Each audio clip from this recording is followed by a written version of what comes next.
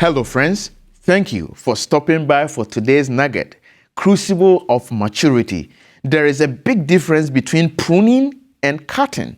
We cut down plants we don't need anymore, but we prune plants we want to develop into greater fruitfulness.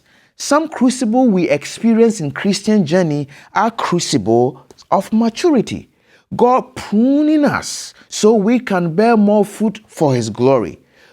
Consider Paul's experience. He wrote in 2 Corinthians chapter 12, verse 7, "And lest I should be exalted above measure, a thorn in the flesh was given me, a messenger of Satan, to buffet me, lest I be exalted above measure."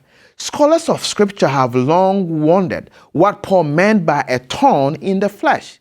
Ideas range from Paul being under constant attack from enemies to having speech difficulties. But evidence suggests that the thorn was actually a problem with his eyesight. However, more important than what the thorn was is that Paul saw it as a gift. He says it was given to him for the purpose of keeping him from being conceited. The thorn was not because of any specific sin he has committed, but to prevent him from sinning in the future.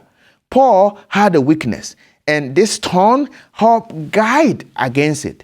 His was a crucible of maturity. It was God seeking to mature and perfect his character, to make him more fruitful in righteousness.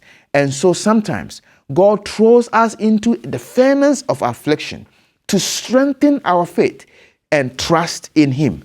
Because in our moment of trial and testing, we often reach the limit of our human strength, physically, emotionally, and spiritually. And when we reach that limit of our strength, God calls us to lean on his strength. That experience keeps us humble and grows us spiritually. If you recognize that God has given you a thorn in the flesh, accept it as a gift from God for your own spiritual growth and lean on his strength, because he desires to make his strength perfect in your weakness. And that is the nugget. Thank you for stopping by. Study your lesson, and I will see you tomorrow.